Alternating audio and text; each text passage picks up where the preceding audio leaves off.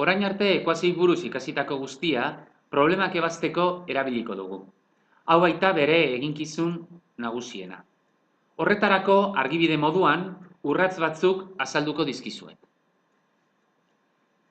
Lehendabizi, problemaren datuak eta ezezaguna identifikatuko ditugu.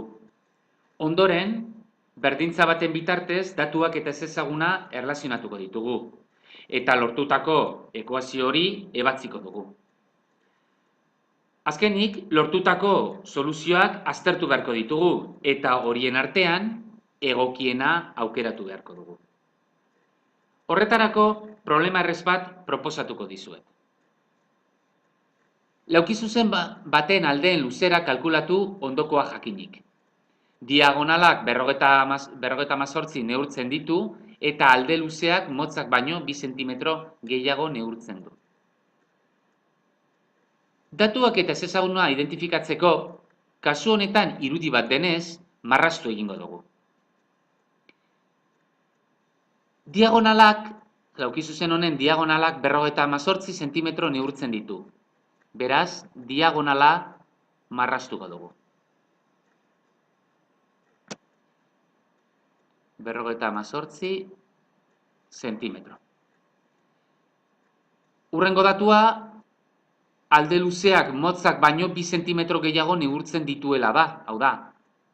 Honek luzeak motzak baino 2 zentimetro gehiago. Baina lehenago ezezaguna identifikatuko dugu.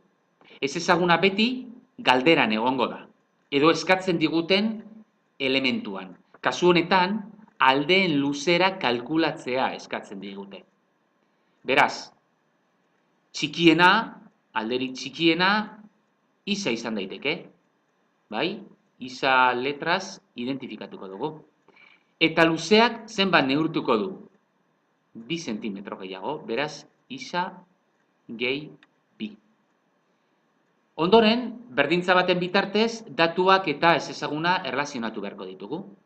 Beraz, berdintza bat planteatuko dugu. Zein izango da berdintza hori? Irudiari erreparatzen baldin badiozue, hemen daukazuen triangelu hau, triangelu zuzena da.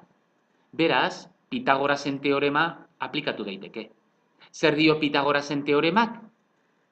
Kateto bat karratura gehi beste katetoa karratura berdin hipotenusa karratura dela. Gure kasuan, kateto bat isa da, karratura, gehi beste katetoa isa gehi bi da, karratura, berdin hipotenusa diagonala karratura. Orain, ekuazioa ebatzi beharko dugu. Horretarako, parentesia askatu egingo dut. Parentesiaren barruan, berbidura hau, lehenengo identitate nabarmena da. Beraz, lehenengoa karratura, gehi bi karratura, gehi bi bider isa bider bi, lau isa. Berdin, 58 karratura, 3.364. Orain, elementu guztiak edo gai guztiak lehenengo atalera eramango ditugu.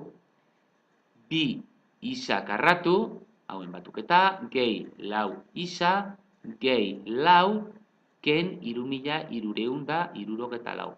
Berdin, 0.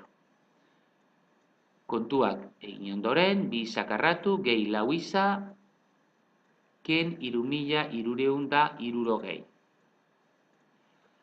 Baina, bigarren mailako ekuazio hori simplifikatu dezakegu. Hau da, biderka gai komuna ateratzen baldin badugu, errezago geldituko zaigu. Hemen biko hau daukagu. Baina, bigarren gai honetan, bi bat izkutatzen da. Baita gai askean ere hemen biko bat izkutatzen da. Beraz, biko hori atera eskero eta beste aldera eramanez, isa karratu gehi bi isa ken 1.680. Gai guztiak zati bi egin ditu. Orain, bigarren mailako ekuazio osatua denez, formula aplikatuko dugu. Isa berdin minus b minus bi plus minus b karratu lau minus lau bider a bider c minus 1680. Zati, bi biderra, kasu honetan bi.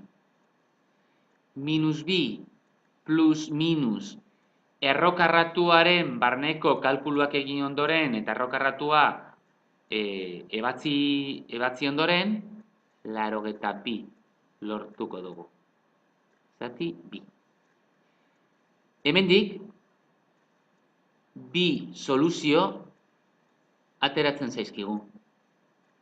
Minus bi gehi 82, 80, zati bi, 40.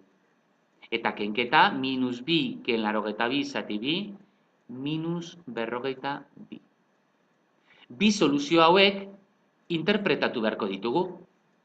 Posible alda luzera hauek negatiboak izatea? Ezinezkoa da. Beraz, soluzio honek ez digu balio. Zein da erabiliko dugun soluzioa? Honako hau. Beraz, alde motzak 40 zentimetro neurtuko ditu, eta alde luzeak 42 zentimetro. Orain zuen kontura, pauso berdinak aplikatuz, honako problema hau.